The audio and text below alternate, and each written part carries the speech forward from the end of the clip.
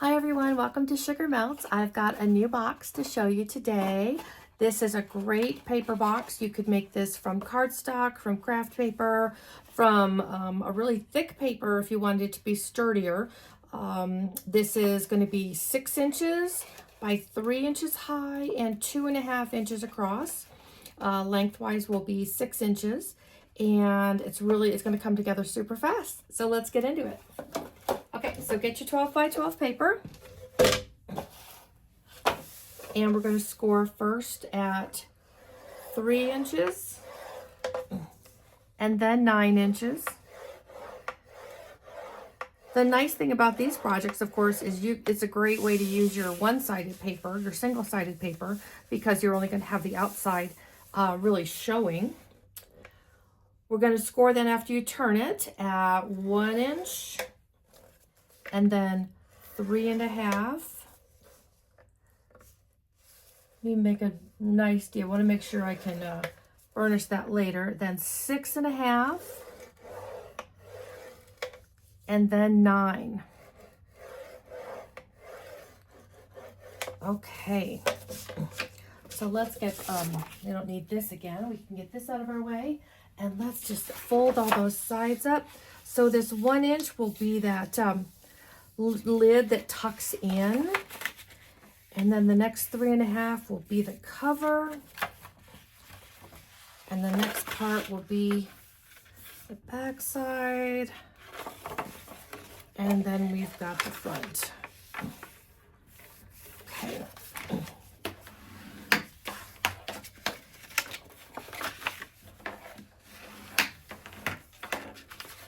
This is a great occasion to do this since it's the 23rd of December. And some of you might be running out of Christmas paper.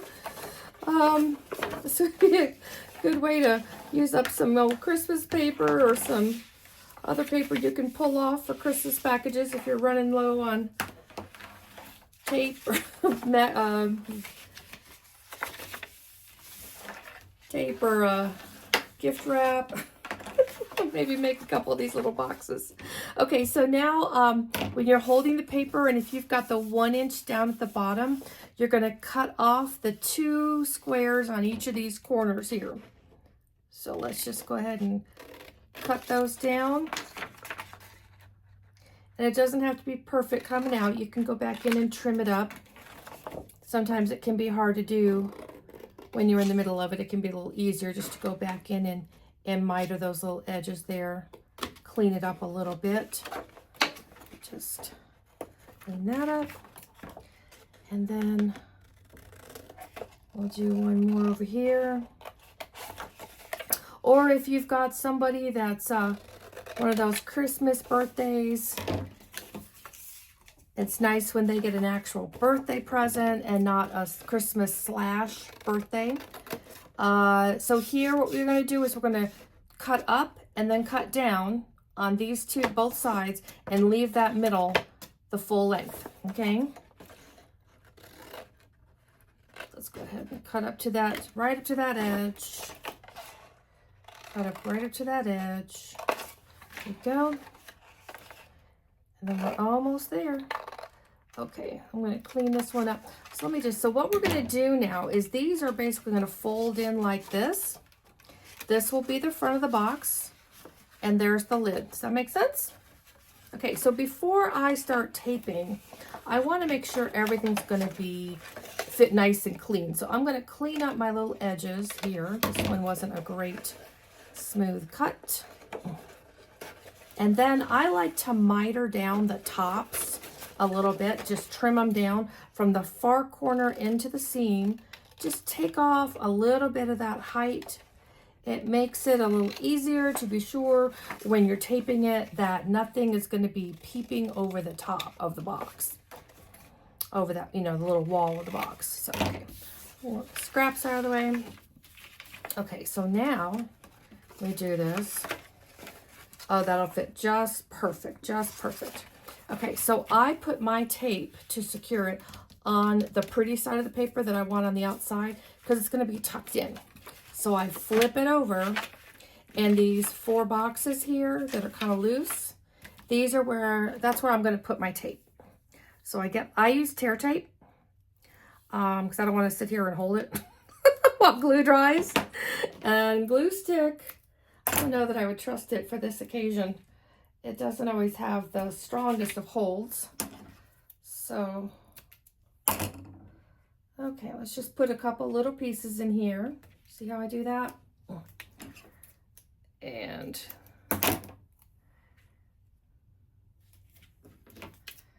try not to trim my fingers. Okay.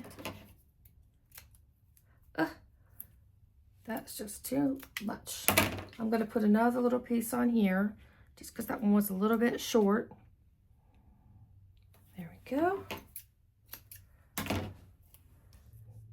I do rip off. I always do rip off a huge piece and kind of just secure it to the side of my desk while I do these, so I'm not picking this up and trimming, and I don't know. Seems more efficient when I decide to do it. I don't know if it is or not. Okay, so then we can start doing, I do one side at a time, one wall at a time. I don't know. So right where that crease is, that's where we're going to slide the bottom edge of that box. It's going to get right down in there, line it up, and then squeeze. Because tear tape, it will hold a long time, but it is not forgiving. If you make a mistake, you're making a new box. That's what's going to happen there. So once again, line it up, get the sides right where you want them, and there it goes. Perfect. And then we do the back of the box. I've got that extra little piece just to be sure everything holds. Okay. Put the edge, match the edges up, bring up that top wall, line up the outside. There we go. And then we've just got this one more. Come on. So again, this is great if you have one-sided paper. This is a really nice way to use your one-sided paper. Directional, if you're careful with it and where the lid is and what kind of, because some directional paper is a top and bottom, and some just, it's a little forgiving if it's flowers. It just depends on what the image is. So here we go. Sorry about that. I'm trying to do two things at once here. Okay, so I'm going to line that edge up. That's why I don't miter on the bottom, only on the top, so I can put that edge right in that crease. Okay, the last thing I like to do, it's totally optional, but I like a rounded corner. I just think it looks better. So let's just put that. And I always do it upside down so that I can see that my paper is actually in the cutter. Here we go. Got another box there ready to go. Isn't that perfect? So I hope you guys like this video and hope that you find this helpful going into the holidays here. Take care. Have a good night.